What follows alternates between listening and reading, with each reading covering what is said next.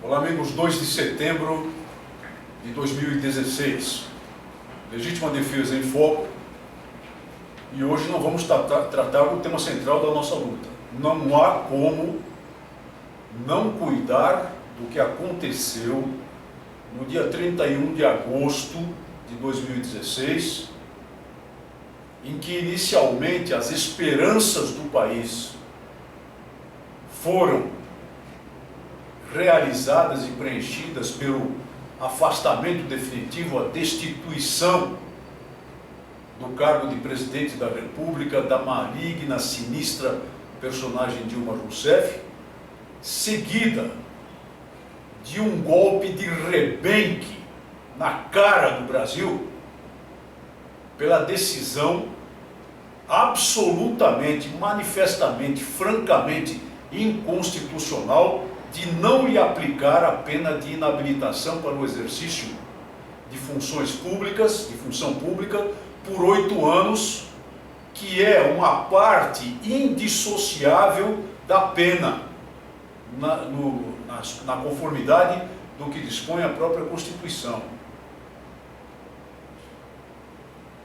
Um golpe de rebenque na cara da nação, desferido pela articulação entre o presidente do Senado, Renan Calheiros, e o próprio presidente da Suprema Corte de Justiça do país, Lewandowski, que presidia a sessão de julgamento conforme dispõe a Constituição.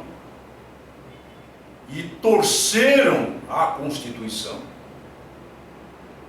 para, sob a alegação de bondade, sob a alegação de comiseração, sob a alegação de não praticar excessos, como foi dito na nauseante fala do presidente do Senado naquela sessão,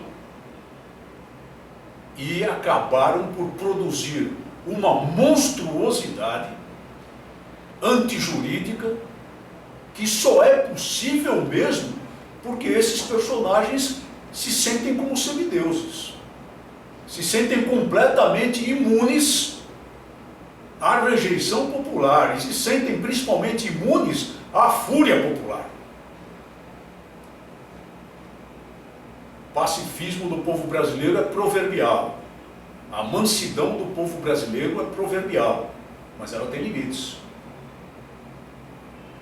E esses personagens que estão a plantar tempestades quando procedem dessa maneira, atrevidamente, façanhudamente, um dia são capazes de colher as tempestades resultantes dessa semeadura. Isso é uma lei natural. Lewandowski não se converteu em senador ao presidir a sessão de julgamento. Não era um senador temporário. A Constituição não diz nada disso. O que a Constituição estabelece é um rito em que a sessão de julgamento é presidida pelo presidente do Supremo Tribunal Federal, exatamente a fim de assegurar que a Constituição seja fielmente observada, uma vez que a condição dos legisladores não é necessariamente a condição de juristas. E, em tese, o presidente do Supremo Tribunal Federal deveria ser, em qualquer circunstância, um jurista de primeira água, de primeira qualidade. Uma pessoa de alto, elevado, notável saber jurídico, que, aliás, é uma condição essencial para que seja erguido, seja elevado a tão fundamental, tão importante cargo na justiça do país. Então, não lhe competia, como alegou que fez, proceder como um senador, mas sim como presidente de uma sessão de julgamento que não se desveste em absoluto da toga e não abandona em absoluto a condição de presidente do Supremo Tribunal Federal, ou seja, essencialmente fazer com que a Constituição fosse cumprida, e ele torceu-a. Torceu-a. Manifestamente torceu-a.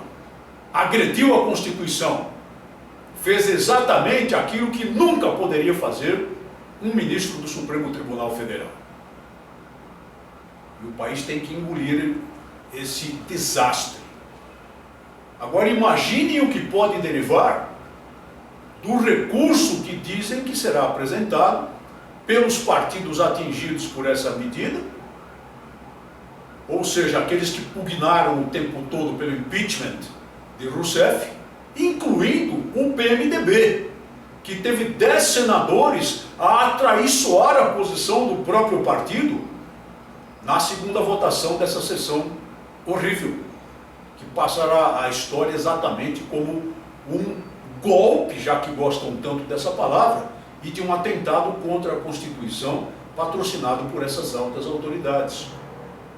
Imaginem, por exemplo, se vier agora o Supremo a declarar a nulidade da sessão de julgamento. Já pensaram nisso? Voltando tudo, tendo que refazer novamente aquela nauseabunda sessão que durou 4 dias de falatórios, durou 4 dias de peroração, 4 dias de peroração, oferecendo munição aos estertores, oferecendo munição à cambaleante atividade do maligno Partido dos Trabalhadores perante os foros internacionais, com o apoio da imprensa esquerdista mundial, a tentar demonstrar que o que acontecia era uma violação dos direitos da soberania popular e da Presidência da República. Munição farta. E, ademais, ao próprio voto em si. Porque as penas são indissociáveis. Não se trata de pena acessória que pode ser aplicada ao alvetrio do parlamento. Não. Aplicada a pena de perda do mandato, ou impedimento, automaticamente aplica-se a pena da inabilitação.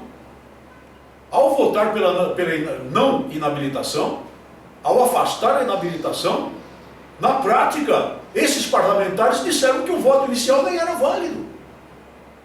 Porque uma não subsiste sem a outra. E por absurdo, não poderia haver, por exemplo, a inabilitação sem impeachment, a inabilitação sem o impedimento, sem a destituição do cargo de presidente da República. Um absurdo completo. Um absurdo completo. E foi perpetrado contra o país. Vamos acompanhar os acontecimentos. É claro que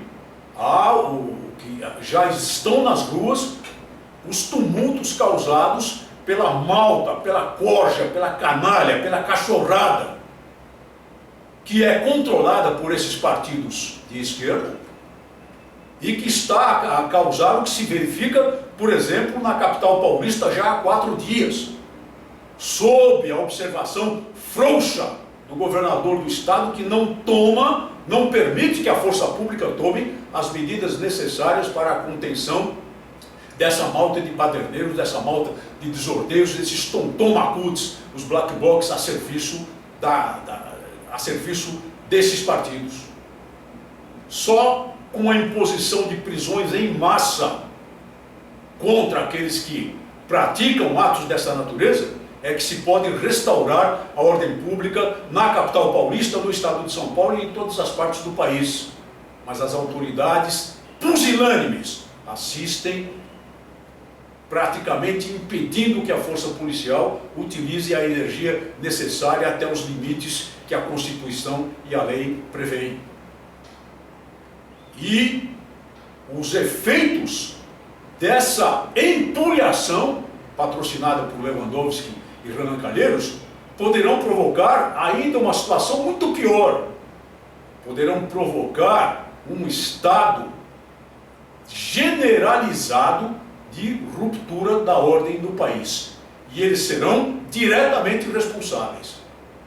Nós esperamos que mais adiante, quando finalmente as coisas melhorarem de verdade no país, eles sejam responsabilizados em toda a extensão da lei. Muito obrigado por sua atenção e até o nosso próximo programa.